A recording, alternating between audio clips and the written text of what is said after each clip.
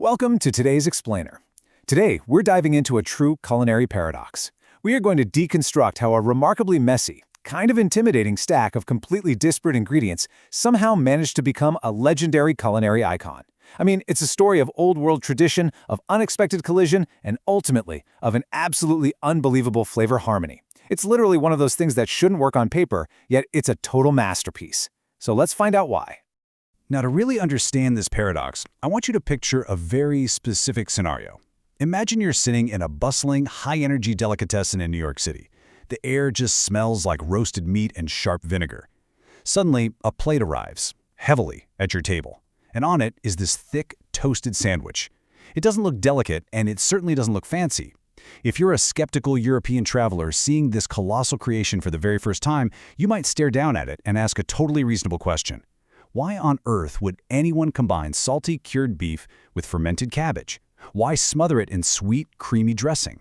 And why use such dense rye bread to hold the whole shebang together? Section 1. The unexpected sandwich. When that plate is set down in front of you, the visceral shock is incredibly real. You're staring at melted Swiss cheese, just oozing out the sides, dark toasted rye bread glistening with butter, massive mounds of thinly sliced corned beef, and heavy layers of tangy kraut. To someone completely unfamiliar with American deli food, this intense combination initially just seems like utter chaos. The first impression is usually, wow, this is too much. It looks almost like a culinary accident of sheer excess that completely defies the rules of delicate European cuisine.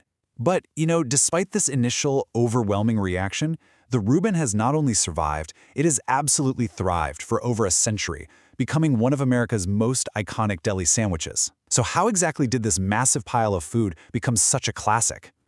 Section 2. European Roots, American Invention.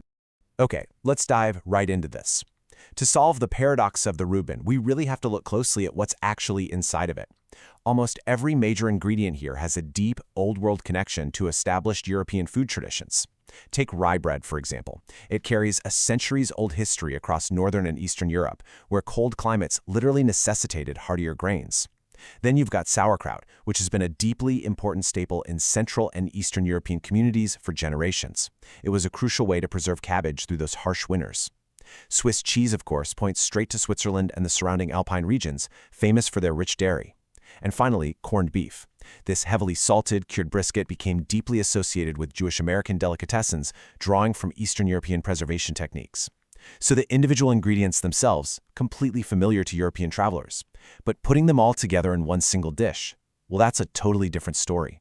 So let's trace how these familiar traditions actually collided. Back in the late 1800s, immigrants brought these treasured foods into rapidly expanding, incredibly diverse U.S. cities. But the actual invention of the sandwich? Well, that's surprisingly hard to pin down. It's wrapped up in decades of delicious folklore. On one hand, you have a story from the early 1900s in Omaha, Nebraska, where a local grocer named Reuben Kulikowski supposedly threw these exact ingredients together to feed hungry players during a late-night poker game at the legendary Blackstone Hotel. But then, right around that exact same time, Arnold Reuben, a famously boisterous New York restaurateur, loudly claimed he invented it at his bustling city deli to feed an out-of-work actress.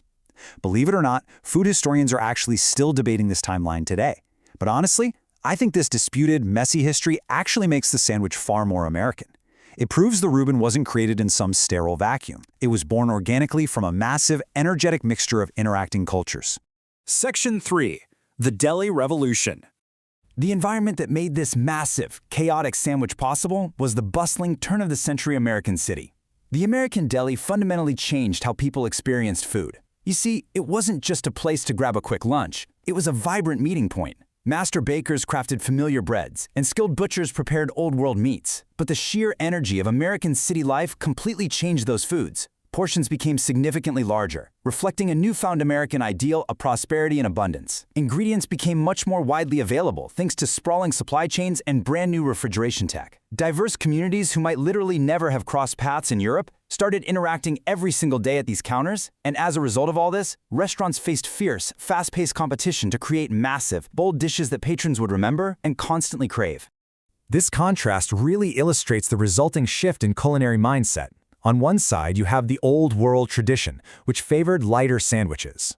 The These were designed to focus on single, distinct flavors, to really highlight the quality of one particular ingredient. But on the flip side, you have the new American deli culture. This new world was all about massive abundance and intense flavor stacking. We're talking more meat layered high, more cheese melted over the top, more flavor crammed into every single bite. The Reuben is definitely not about old world subtlety, right? It's a bold, loud celebration of eating in absolute abundance. Section 4. The secret of balance. So we've talked about the chaos, the debated history, and the sheer intimidating size of this thing. Now I want to focus on what happens when you transition from staring at it skeptically to actually taking that very first eye-opening bite. What's really interesting here is the magical alchemy of the Reuben. It is a precise harmony of 5 incredibly strong elements. The meat gives you that necessary salt and savory depth. The melted Swiss cheese offers a smooth, coating richness. The sauerkraut delivers a sharp, necessary acidity. The dressing brings this sweet creaminess. And finally, that thick, toasted rye bread provides the deep, earthy structure that physically and culinarily holds the whole thing together. What initially looks like complete chaos is, in reality, an absolute masterclass in balance. But out of those 5 distinct elements, there is exactly one surprising ingredient that does all the heavy lifting.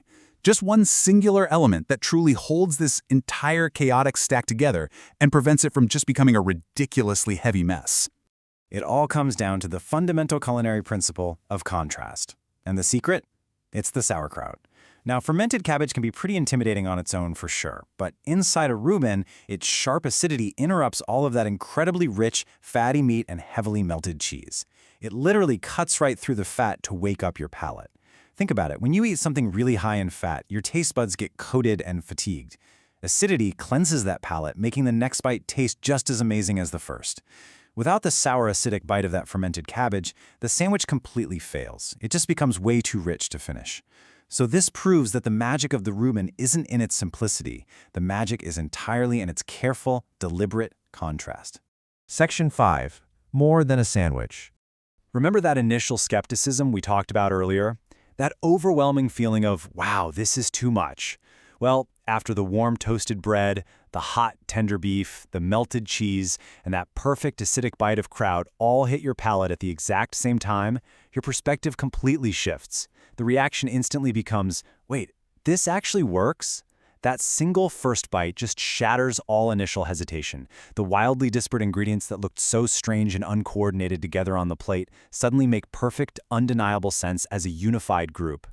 So the absolutely crucial takeaway here is that the Reuben is not European food pretending to be American. It is American food shaped heavily and beautifully by European influence. America didn't invent every single ingredient stacked on that plate. Instead, it took familiar, deeply cherished traditions brought over by immigrants, and it invented this completely new, wildly satisfying combination. It essentially took the old world, stacked it sky high, and gave those familiar ingredients an entirely new, distinctly bold identity. As we wrap up, I want to leave you with a provocative thought. Can a sandwich be history between 2 slices of bread? I think the Reuben proves that it absolutely can be. This seemingly chaotic, intimidating sandwich perfectly mirrors the beautiful, complex assimilation of the American immigrant experience. It vividly shows how distinct cultures and old-world traditions can combine, not by erasing each other, but by stacking together, side by side, to create something entirely new and perfectly balanced. So the next time you find yourself at a deli staring down a massive Reuben, remember the rich history packed tightly inside it. Thanks for joining me on this explainer, and I highly encourage you to go out and taste that history for yourself.